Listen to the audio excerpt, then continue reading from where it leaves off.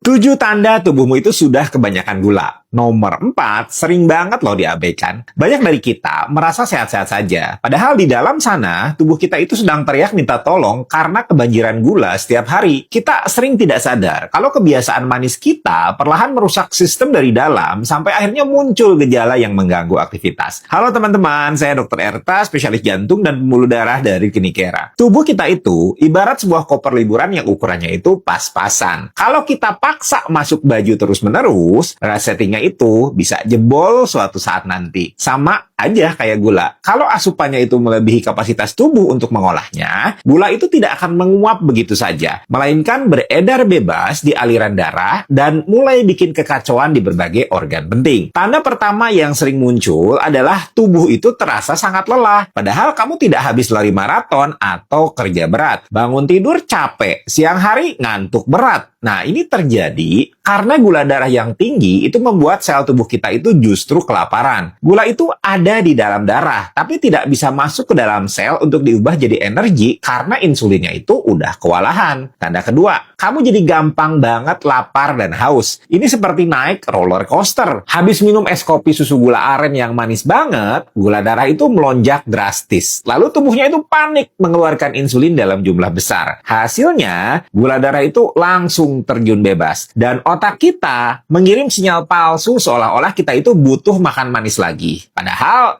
perut sebenarnya masih penuh. Tanda ketiga adalah kamu jadi sering banget buang air kecil, terutama kalau malam hari. Ketika gula darah itu terlalu tinggi, ginjal kita ibarat petugas kebersihan yang harus kerja lembur tanpa dibayar. Ginjal akan menarik banyak air dari dalam tubuh untuk mengencerkan gula tersebut agar bisa dibuang lewat urin. Makanya, kamar mandi jadi tempat favorit baru kamu. Tanda keempat, dan ini yang paling sering banget diabaikan banyak orang, adalah luka kecil yang susah banget sembuhnya. Punya luka gores sedikit atau gigitan nyamuk yang digaruk, tapi berminggu-minggu tidak kering, malah kadang jadi infeksi. Kenapa bisa begitu? Karena darah yang terlalu manis itu bisa merusak sirkulasi darah. Nah, ini adalah pembuluh darah kita. Kalau terlalu sering kena gula berlebih, dindingnya itu bisa rusak perlahan. Aliran darah yang seharusnya membawa nutrisi dan pasukan perbaikan ke area luka jadi terhambat. Bayangkan jalan tol yang macet total. Ambulan yang mau nolong orang kecelakaan jadi tidak bisa lewat tepat waktu. Tanda kelima adalah kulit yang tiba-tiba terasa kering dan gatal tanpa sebab yang jelas. Balik lagi nih ke cerita petugas kebersihan tadi. Karena ginjalnya menarik banyak air untuk membuang gula, tubuh kita jadi dehidrasi dari dalam. Kulit sebagai organ terluar adalah yang paling pertama kena dampaknya. Kehilangan kelembaban alaminya dan mulai protes dengan rasa gatal. Tanda keenam, penglihatan kadang terasa agak kabur atau tidak fokus. Gula darah yang tinggi itu bisa menarik cairan dari lensa mata kita. Akibatnya, lensa mata jadi bengkak dan mengubah kemampuan untuk fokus. Kadang buram, kadang jelas, tergantung seberapa tinggi gula darahmu saat itu. Kalau udah begini, jangan buru-buru ganti kacamata. Cek dulu aja gula darahnya. Tanda ketujuh adalah rasa kebas, kesemutan, atau kayak ditusuk-tusuk jarum di area telapak kaki. Nah, ini bukan karena kamu kelamaan duduk bersila. Ini adalah tanda awal bahwa syaraf di ujung-ujung kakimu itu mulai rusak karena kekurangan oksigen akibat aliran darah yang memburuk. Kalau dibiarkan, sarafnya bisa mati rasa sepenuhnya. Tubuh kita sebenarnya sangat pintar loh memberikan sinyal peringatan. Sayangnya, kita seringkali terlalu sibuk untuk mendengarkannya. Mulai sekarang, yuk lebih peka dengan alarm alami tubuh ini. Kurangi sedikit demi sedikit asupan manis harianmu, karena mencegah itu jauh lebih murah dan nyaman daripada harus bolak-balik ke rumah sakit. Kalau menurut teman-teman, kebiasaan minum manis ini masih sering dilakukan atau sudah mulai dikurangin? Tulis ya di kolom komentar. Dan kalau menurut teman-teman informasi ini penting, share supaya lebih banyak orang yang tahu dan bisa menjaga kesehatannya sejak dini.